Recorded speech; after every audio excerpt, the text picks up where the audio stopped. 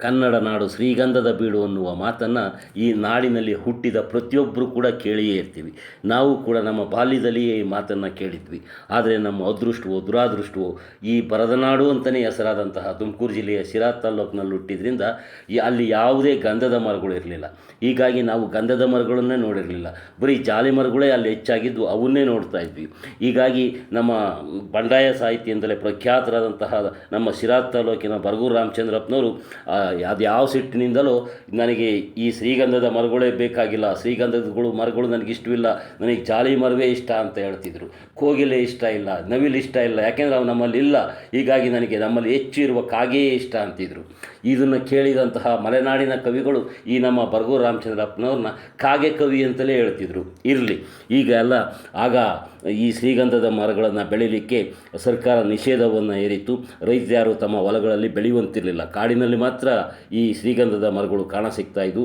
ಆದರೆ ಈಗ ಆ ಶ್ರೀಗಂಧದ ಮರದ ಬೆಳೆಯ ಮೇಲೆ ಹೇರಿದ್ದಂಥ ನಿಷೇಧವನ್ನು ತೆಗೆದುಹಾಕಿರೋದ್ರಿಂದ ಅದೊಂದು ವಾಣಿಜ್ಯ ಬೆಳೆಯಾಗಿ ಪ್ರತಿಯೊಬ್ಬ ರೈತರು ಬೆಳೆಯಲಿಕ್ಕೆ ಅವಕಾಶ ಇರೋದ್ರಿಂದ ಈಗ ಎಲ್ಲ ಕಡೆ ಕೂಡ ಶ್ರೀಗಂಧದ ಮರಗಳು ಕಾಣಸಿಗ್ತಾ ಇದ್ದಾವೆ.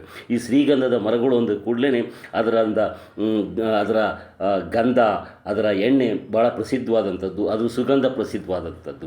ಆದರೆ ನಾವು ಆ ಶ್ರೀಗಂಧದ ಎಣ್ಣೆಯನ್ನಾಗಲಿ ಅದರ ಗಂಧವನ್ನಾಗಲಿ ಹಚ್ಕೊಳ್ಳೋದಕ್ಕೆ ಮುಂಚೆ ಅದರ ಚಿಗುರಿನಿಂದ, ಅದರ ಎಲೆಯಿಂದ ಆಗುವ ಪ್ರಯೋಜನಗಳನ್ನು ಈ ವಿಡಿಯೋದಲ್ಲಿ ನೋಡ್ತಾ ಹೋಗೋಣ. ಆತ್ಮೀಯ ವೀಕ್ಷಕರೇ, ಈ ಶ್ರೀಗಂಧದ ಮರದ ಎಣ್ಣೆ ಮತ್ತು ಸುಗಂಧ ದ್ರವ್ಯಕ್ಕೆ ಅಪಾರ ಬೇಡಿಕೆ ಇದೆ ಮತ್ತು ಪ್ರಾಮುಖ್ಯತೆ ಇದೆ. ಅಷ್ಟೇ ಪ್ರಾಮುಖ್ಯತೆ ಈ ಶ್ರೀಗಂಧದ ಮರದ ಸೊಪ್ಪು, ಎಲೆ, ಚಿಗುರಿಗೂ ಕೂಡ ಇದೆ. ಅಂದರೆ ಈ ಶ್ರೀಗಂಧದ ಮರದ ಚಿಗುರು ಮತ್ತು ಎಲೆಯಲ್ಲಿ ಅತ್ಯಂತ ಆರೋಗ್ಯಕರ ಪ್ರಯೋಜನಗಳಿದ್ದಾವೆ. ಇದೊಂದು ಔಷಧೀಯ ಅಮೂಲ್ಯ ಸಸ್ಯ ಆಗಿದೆ. ಈ ಶ್ರೀಗಂಧದ ಮರದ ಚಿಗುರಿನಿಂದ ಚಟ್ನಿ, ತಂಬುಳಿ ಮತ್ತು ಬೆರಕೆ ಸೊಪ್ಪಿನ ಸಾಂಬಾರು ಮಾಡಿ ಊಟ ಮಾಡುವುದರಿಂದ ಅನೇಕ ಕಾಯಿಲೆಗಳು ತಾವೇ ತಾನಾಗಿ ಪರಿಹಾರ ಆಗ್ತವೆ. ಅಂದರೆ ಮೆದುಳಿಗೆ ಸಂಬಂಧಿಸಿದ ವ್ಯಾಧಿಗಳು, ನರಗಳ ದೌರ್ಬಲ್ಯ, ಹೃದಯಕ್ಕೆ ಸಂಬಂಧಿಸಿದ ಕಾಯಿಲೆಗಳು, ಜ್ವರ, ತಲೆನೋವು, ಶ್ವಾಸಕೋಶ ವ್ಯಾಧಿಗಳು, ಮೂತ್ರಕೋಶ ವ್ಯಾಧಿಗಳು, ಚರ್ಮದ ತುರಿಕೆ ವ್ಯಾಧಿಗಳು, ಇವೆಲ್ಲಕ್ಕೂ ಕೂಡ ಪರಿಹಾರ ಸಿಗ್ತದೆ ಅಂತ ಹೇಳಿ ನಮ್ಮ ಆಯುರ್ವೇದ ಮತ್ತು ಪಾರಂಪರಿಕ ವೈದ್ಯರು ಹೇಳ್ತಾರೆ. ಈ ಮಲೆನಾಡಿನಲ್ಲಿ ಬಹಳ ಹಿಂದಿನಿಂದಲೂ ಕೂಡ ಈ ಶ್ರೀಗಂಧದ ಮರಗಳು ಯಥೇಚ್ಛವಾಗಿದ್ದರಿಂದ ಅಲ್ಲಿ ಇದರ ಎಲೆಗಳಿಂದ, ಅಂದರೆ ಇದರ ಚಿಗುರು ಎಲೆಗಳಿಂದ ಗೊಜ್ಜು, ತಂಬುಳಿ ತಯಾರಿಸಿ ಊಟ ಮಾಡ್ತಾರೆ. ಇದರಿಂದ ಪಿತ್ತ ಶಮನವಾಗ್ತದೆ ಅಂತೇಳಿ ಹೇಳ್ತಾರೆ. ಈ ಶ್ರೀಗಂಧದ ಮರದ ಎಲೆಗಳಿಂದ ಡಿಕಾಕ್ಷನನ್ನು ತಯಾರಿಸಿ, ಅಂದರೆ ಈ ಎಲೆಗಳನ್ನು ಬೇಯಿಸಿ ಅದರ ರಸದಿಂದ ಮುಖವನ್ನು ತೊಳೆಯುವುದರಿಂದ ಮುಖದ ಕಾಂತಿ ಹೆಚ್ಚಾಗ್ತದೆ, ಮುಖದಲ್ಲಿರುವಂತಹ ಕಲೆಗಳು ದೂರ ಆಗ್ತವೆ, ಮತ್ತು ಮೊಡವೆಗಳು ಕೂಡ ಮಾಯ ಆಗ್ತವೆ ಅಂತೇಳಿ ಹೇಳ್ತಾರೆ. ಈ ನಮ್ಮ ಬಯಲು ಸೀಮೆಯಲ್ಲಿ ಸಿಡುಬು, ದಡಾರ ಅಥವಾ ಅಮ್ಮ ಅಂತಾದಾಗ ಬೇವಿನ ಸೊಪ್ಪು ಹಚ್ಚಿ ಸ್ನಾನ ಮಾಡಿಸುವಂಥದ್ದು ಒಂದು ಸಹಜವಾದ ಪ್ರಕ್ರಿಯೆಯಾಗಿದೆ.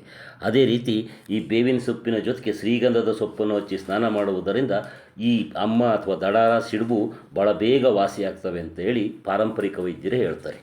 ಈ ಶ್ರೀಗಂಧದ ಸೊಪ್ಪು ಉಸಿರಾಟದ ತೊಂದರೆಯ ನಿವಾರಣೆಗೆ ರಾಮಬಾಣ ಅಂತಲೇ ಹೇಳ್ತಾರೆ. ಅಂದರೆ ಉಸಿರಾಟದ ವ್ಯವಸ್ಥೆಯನ್ನು ಸುಗಮಗೊಳಿಸಲು ಇದು ಸಹಾಯ ಮಾಡ್ತದೆ.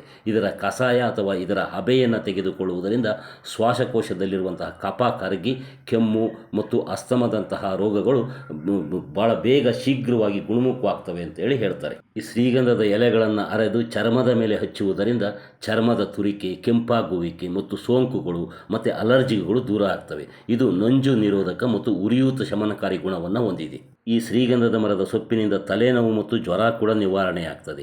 ಶ್ರೀಗಂಧದ ಮರ ತಂಪು ಗುಣವನ್ನು ಹೊಂದಿದೆ, ಹೀಗಾಗಿ ದೇಹದ ಉಷ್ಣತೆಯನ್ನು ಸಮತೋಲನದಲ್ಲಿಡಲಿಕ್ಕೆ ಇದು ಸಹಾಯ ಮಾಡ್ತದೆ. ಇದರ ಎಲೆಗಳ ರಸವನ್ನು ಅಥವಾ ಇದರ ಎಲೆಗಳ ಪೇಸ್ಟನ್ನು ಹಣೆಗೆ ಹಚ್ಚಿಕೊಳ್ಳುವುದರಿಂದ ತಲೆನೋವು ಮತ್ತು ಜ್ವರದಿಂದ ತ್ವರಿತ ಪರಿಹಾರವನ್ನು ಪಡೆಯಬಹುದಾಗಿದೆ.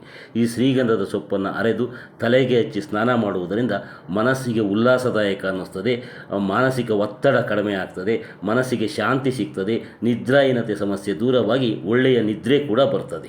ಶ್ರೀಗಂಧದ ಮರದ ಸೊಪ್ಪನ್ನು ಕೇವಲ ಕಾಯಿಲೆ ಇರುವಂಥವ್ರು ಮಾತ್ರ ಬಳಸಬೇಕು ಅಂತ ಇಲ್ಲ. ಕಾಯಿಲೆ ಇಲ್ಲದವರು ಕೂಡ ತಮ್ಮ ಆಹಾರವನ್ನಾಗಿ ಶ್ರೀಗಂಧದ ಸೊಪ್ಪನ್ನು ಬಳಸುವುದರ ಮೂಲಕ ನಮ್ಮ ಕಾಯಿಲೆಗಳು ಬರದಂತೆ ಭಾಳ ಎಚ್ಚರಿಕೆಯನ್ನು ವಹಿಸ್ಬೋದಾಗಿದೆ. ಇದರಿಂದ ಚಟ್ನಿಯನ್ನು ತಯಾರಿಸ್ಕೊಳ್ಬೋದು, ತಂಬುಳಿಯನ್ನು ಮಾಡ್ಬೋದು, ಮತ್ತು ಇದರ ಬೆರಕೆ ಸೊಪ್ಪಿನಲ್ಲಿ ಈ ಸೊಪ್ಪನ್ನು ಬೆರೆಸುವುದರ ಮೂಲಕ ಸಾಂಬಾರನ್ನು ಕೂಡ ಮಾಡ್ಬೋದಾಗಿದೆ. ಈ ಚಿಗುರನ್ನು ಸ್ವಲ್ಪ ಹುರಿದು ನಂತರ ಅದರಿಂದ ಚಟ್ನಿಯನ್ನು ಮಾಡ್ಬೋದಾಗಿದೆ. ಯಾಕೆ ಅದನ್ನು ಸೊಪ್ಪನ್ನು ಉರಿಬೇಕು ಅಂದರೆ ಅದರ ಕಟುತನ, ಅಂದರೆ ಅದರ ಹಾರ್ಡ್ನೆಸ್ಸು ಹೊರಟೋಗ್ತದೆ, ಮತ್ತು ಅದರ ಹಸಿ ಗುಣ ಇರ್ತದಲ್ಲ ಅದು ಹೋಗಿ ಸ್ವಲ್ಪ ಪರಿಮಳ ಬರ್ತದೆ. ಹೀಗಾಗಿ ಹುರಿದು ಇದರಿಂದ ಚಟ್ನಿಯನ್ನು ಮಾಡಿ ಊಟ ಮಾಡ್ಬೋದಾಗಿದೆ. ಈ ಹಿಂದೆ ನಮ್ಮ ಬಯಲುಸೀಮೆಯಲ್ಲಿ ಈ ಶ್ರೀಗಂಧದ ಮರಗಳು ಕಾಣಸಿಗುವುದೇ ಬಹಳ ಅಪರೂಪ ಆಗಿತ್ತು. ಆದರೆ ಈಗ ಸರ್ಕಾರವೇ ಇವುಗಳನ್ನು ಬೆಳೀಲಿಕ್ಕೆ ರೈತರಿಗೆ ಪರ್ಮಿಷನ್ ಕೊಟ್ಟಿರೋದ್ರಿಂದ ರೈತರು ಕೂಡ ಬೆಳೀತಾ ಇದ್ದಾರೆ. ಮತ್ತು ಇದರ ಬೀಜಗಳು ಹಕ್ಕಿ ಪಕ್ಷಿಗಳು ತಿನ್ನುವುದರಿಂದ ಎಲ್ಲರ ಹೊಲಗಳಲ್ಲಿ, ಎಲ್ಲರ ಅನ್ನದಿದ್ರೂ ಕೂಡ ಕೆಲವೊಂದು ಹೊಲಗಳಲ್ಲಿ ಈ ಗಿಡಗಳು ಹುಟ್ತಾ ಇದ್ದಾವೆ. ಹೀಗಾಗಿ ಈ ಸೊಪ್ಪನ್ನು, ಇದರ ಚಿಗುರೆಲೆಯನ್ನು ನಮ್ಮ ಆಹಾರದಲ್ಲಿ ಕೂಡ ಬಳಸ್ಬೋದಾಗಿದೆ. ನೀವು ಕೂಡ ಇದನ್ನು ಟ್ರೈ ಮಾಡಿ ಅಂತ ಹೇಳ್ತಾ, ಈ ವಿಡಿಯೋ ಇಷ್ಟವಾಗಿದ್ರೆ ಒಂದು ಲೈಕ್ ಮಾಡಿ, ಈ ವಿಡಿಯೋವನ್ನು ಶೇರ್ ಮಾಡಿ, ಸಬ್ಸ್ಕ್ರೈಬ್ ಮಾಡಿ. ಎಲ್ರಿಗೂ ನಮಸ್ತೆ.